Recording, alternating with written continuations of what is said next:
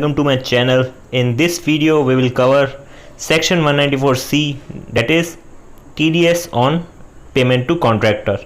इस सेक्शन में हम क्या कवर करेंगे, जो भी हम पेमेंट करते हैं कॉन्ट्रैक्टर को उसमें हमें कितना TDS काट के पेमेंट करना है, वो सेक्शन कवर होगा अपना सेक्शन 194C में.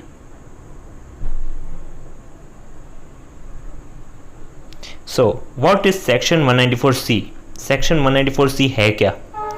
सेक्शन 194C हमें ये बताता है that any person responsible for paying any sum to the resident contractor, यानी रेसिडेंट कॉन्ट्रैक्टर को हम किसी भी तरह का पेमेंट करते हैं या हम उसको पेमेंट लायबल होते हैं करने के लिए for carrying out any work including supply of labour, फिर वो चाहे सप्लाई ऑफ लेबर ही क्यों नहीं हो, क्योंकि कई सारी ऐसी एजेंसीज होती है जो लेबर सप्लाई करती है कई सारे एंटरप्राइजेस को या फैक्ट्रीज़ को, तो वो भी इसमें कवर होगा.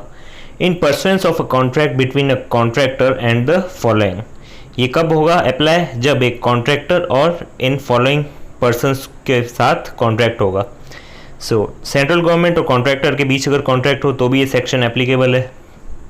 एनी लोकल अथॉरिटीज़ के साथ भी एप्लीकेबल है. Any corporation establish by central, state और प्रोविजनल एक्ट, या एनी कंपनी, किसी भी तरह की कंपनी हो उस पर भी ये सेक्शन एप्लीकेबल होगा. किसी भी तरह की सोसाइटी हो, कोऑपरेटिव सोसाइटी, उस पर भी ये सेक्शन एप्लीकेबल है. और किसी भी तरह की authority constituted in India by or under any law engaged either for the purpose of dealing with and satisfying the needs for housing accommodation, यानी हाउसिंग एकोमोडेशन के लिए किसी भी तरह की अथॉरिटी कॉन्स्टिट्यूट की गई है अंडर एनी लॉ, तो उस पर भी ये सेक्शन एप्लीकेबल हो जाएगा. या for the purpose of planning, development, improvements of cities, towns, villages और बोथ, यानी जो भी अथॉरिटीज़ होती है लाइक JDA है, ये सब सारी अथॉरिटी क्या है? इम्प्रूवमेंट के लिए. किस तरह का improvement of cities, towns, villages, जैसी अहमदाबाद में अहमदाबाद म्यूनिसिपल कॉरपोरेशन है, बॉम्बे में बॉम्बे म्यूनिसिपल कॉरपोरेशन है, और भी कई सारे सिटीज़ में या कई तरह की अथॉरिटीज़ होती है जिसका ड्यूटी क्या होता है? Improvement of cities, towns and villages. उनके ऊपर भी ये सेक्शन एप्लीकेबल होगा. या any society registered under the society registration act, या किसी भी तरह का ट्रस्ट, यानी हर तरह की एंटिटी इसमें कवर होगी. नेक्स्ट, एनी यूनिवर्सिटी और डीम्ड यूनिवर्सिटी, एनी फर्म, तो ये सारी की सारी एंटिटीज़ पे सेक्शन कवर होगा. यानी सिंपल हम कह सकते हैं ये हर एक एंटिटी पे एप्लीकेबल होगा. What is the meaning of work, यानी हमने जो वर्क अभी देखा था ये रहा, ये कैरिंग आउट एनी वर्क, यानी ये सेक्शन कब एप्लीकेबल होता था? Any person responsible for paying sum to a resident contractor, यानी हमने किसी से कॉन्ट्रैक्ट किया था और हम जब उसकी पेमेंट कर रहे हैं कॉन्ट्रैक्टर को, तो हमें एक स्पेसिफाइड अमाउंट काट के पेमेंट करना है. ओके, और वो पेमेंट हम किस लिए कर रहे हैं? क्योंकि कॉन्ट्रैक्टर ने हमारे लिए कुछ वर्क किया है. अब वो वर्क क्या होता है वही हम समझेंगे अभी. So the expression work in this section would include, work का मतलब क्या होता है? एडवर्टाइजिंग, किसी भी तरह की एडवर्टाइजिंग कंपनी से हमने कॉन्ट्रैक्ट किया है तो वो भी इस सेक्शन के अंदर आएगा. हमने किसी भी तरह की एडवर्टाइजिंग कंपनी को ऐड बनाने के लिए कुछ कहा है या एक पूरा कॉन्ट्रैक्ट दे दिया है, तो जो भी हम उसको पेमेंट करेंगे या लायबल होंगे हम पेमेंट करने के लिए एट द टाइम, हम जब भी एंट्री करेंगे उसकी बुक्स ऑफ अकाउंट्स में, तो हमें TDS डिडक्ट करके उनको क्रेडिट करना है, क्योंकि ये सेक्शन इस पे भी एप्लीकेबल है एडवर्टाइजिंग पे. वर्क का मतलब एडवर्टाइजिंग भी है. Also broadcasting and telecasting including production of a programme for such broadcasting और टेलीकास्टिंग, यानी टेलीकास्ट जो भी होते हैं, ब्रॉडकास्टिंग होती है, इन सब के लिए भी हमने किसी भी कॉन्ट्रैक्टर को पेमेंट करना है तो हमें TDS का ध्यान रखना है. C carriage of goods and passenger by any mode of transport other than railways, यानी किसी भी तरह की ट्रक्स वगैरह होती है या किसी भी तरह का कैरिज ऑफ गुड्स या पैसेंजर के लिए भी होता है, तो भी हम जो भी पेमेंट करेंगे उनको TDS काट के देंगे, कि because this is include in the definition of section 194C work. But other than railways, okay. Next is catering services, यानी खाना बनाने के लिए जो भी हम कॉन्ट्रैक्ट देते हैं उसके लिए भी 194C एप्लीकेबल है।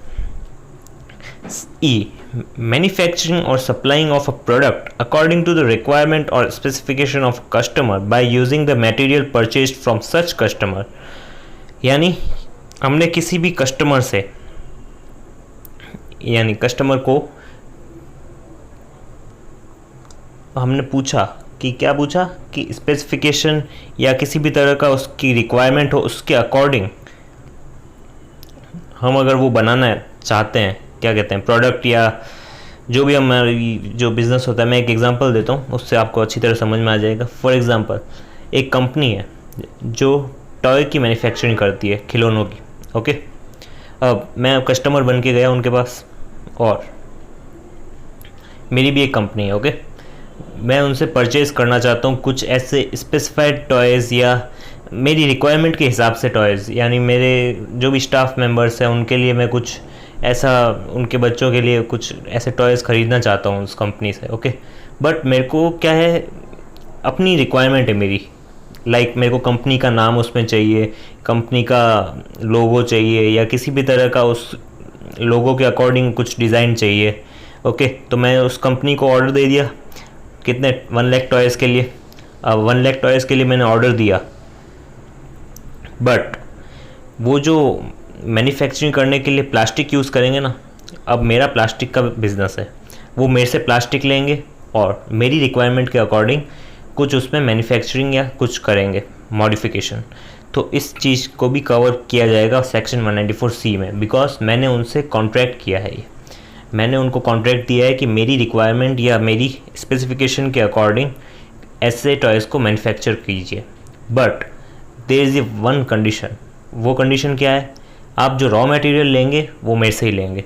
अगर वो रॉ मटेरियल मेरे से नहीं ले रहे, then this section is not covered under 194C, okay. So the only requirement is जो भी रॉ मटेरियल लगेगा वो आपको मेरे से लेना पड़ेगा, ओके। तो वही, अब इसको रीड करते हैं इस पॉइंट को। Point E, manufacturing or supplying of product according to the requirement or specification of a customer by using the materials purchase from such customer. आगे वही बात, जो मैन्युफैक्चरिंग के लिए जो भी रॉ मटेरियल्स चाहिए वो परचेज़ करेंगे हम कहाँ से, उसी कस्टमर से जिसकी रिक्वायरमेंट के अकॉर्डिंग हम काम कर रहे हैं, और इट्स एसोसिएट या उसकी कोई एसोसिएट है उससे। But does not include manufacturing and supplying of a product according to the requirement or specification of customer by using materials purchase from person other than such customer. अगर हमने उस customer के अलावा किसी और से मटेरियल परचेज किया और रिक्वायरमेंट पूरी की दूसरे कस्टमर की, तो वो माना नहीं जाएगा सेक्शन 194C में। 194C खाली तभी एप्लीकेबल होगा जब आप कस्टमर के अकॉर्डिंग, उसके स्पेसिफिकेशन या रिक्वायरमेंट के अकॉर्डिंग आप काम करके दे रहे हैं उसको, प्लस आप जो भी रॉ मटेरियल लग रहा है वो उसी कस्टमर से ले रहे हैं, okay. So this is cover in section 194C। आगे बढ़ते हैं। Rate of TDS under section 194C। अब हम बात तो कर रहे हैं, हम किसी भी कॉन्ट्रैक्टर को पेमेंट करेंगे तो स्पेसिफाइड अमाउंट डिडक्ट करके देंगे। वो स्पेसिफाइड अमाउंट किस रेट पे डिडक्ट करके देंगे, यानी क्या रेट से हम TDS काटेंगे। TDS काटेंगे हम अगर पेमेंट मेड और क्रेडिट टू एन इंडिविजुअल, यानी हम अगर किसी भी इंडिविजुअल या HUF को पेमेंट कर रहे हैं, then we have to deduct 1%, okay, 1% of total amount paid or credited whichever is earlier. Second, payment made or credited to a person other than individual or HUF, यानी individual या HUF के अलावा कोई है, यानी company है, firm है, या कोई भी ट्रस्ट है, कुछ भी है, ओके। उसको अगर हम पेमेंट कर रहे हैं, then we have to deduct 2%, okay. Simple सी रेट से 1 और 2, इंडिविजुअल या HUF हो तो 1, अदर देन इंडिविजुअल HUF हो तो 2, ओके।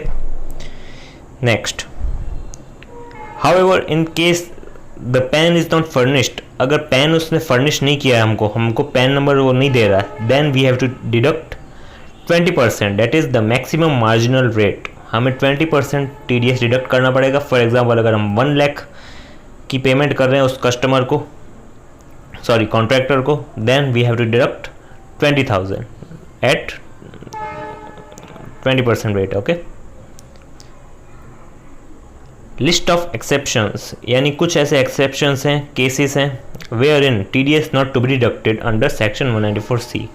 कुछ ऐसे केसेस है जहाँ पे हमें सेक्शन 194C जो है के तहत TDS डिडक्ट नहीं करना है। Under the following circumstances TDS is not required to be deducted.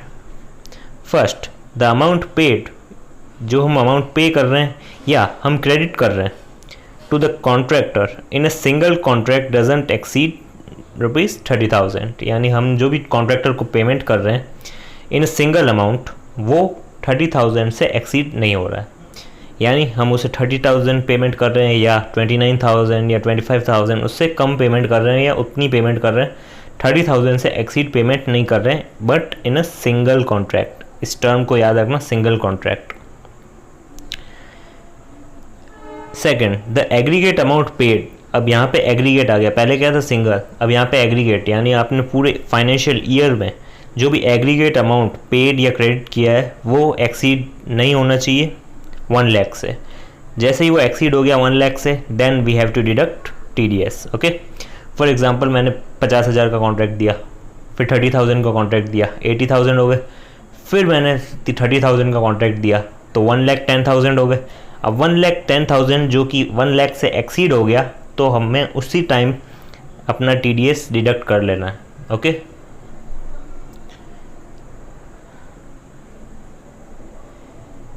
Third, the amount paid या credited to the account of a contractor engaged in the business of hiring, plying of or leasing goods carriage, यानी जो भी carriage का जो business होता है, where the contractor does not own more than 10 goods carriage at any time during the previous year, यानी हम जो भी पेमेंट कर रहे हैं कॉन्ट्रैक्टर को, मैंने कहा था ना पहले कि जो भी ट्रांसपोर्ट होता है, कैरेज होता है, उसके लिए हमें वो कॉन्ट्रैक्ट की डेफिनेशन में आएगा, यानी वर्क की डेफिनेशन में आएगा। बट इफ़ द कॉन्ट्रैक्टर, यानी जो भी वो ट्रांसपोर्ट वाला है, उसको अगर हमने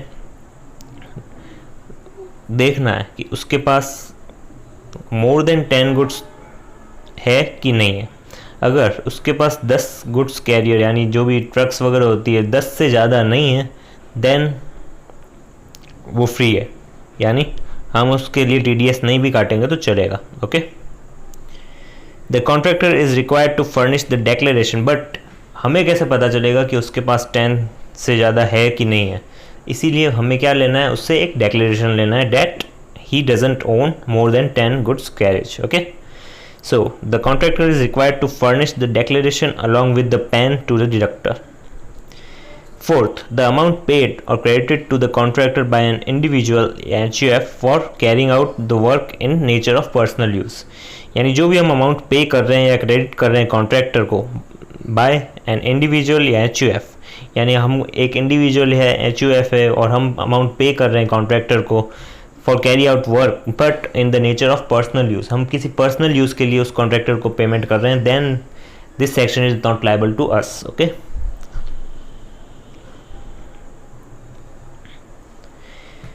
time of deduction of TDS under section 194C। 194C में टाइम ऑफ रिडक्शन क्या है, जैसा सब में होता है वैसे ही है। इफ़ द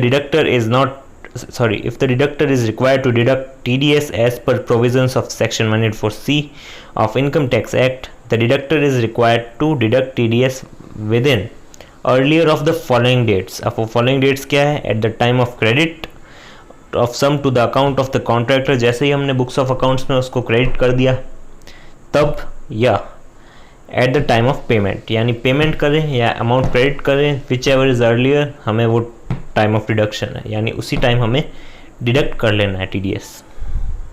ओके, तो सिंपल सा सेक्शन था 194C। किसी भी तरह का डाउट हो तो आप नीचे कमेंट सेक्शन में पूछ सकते हैं।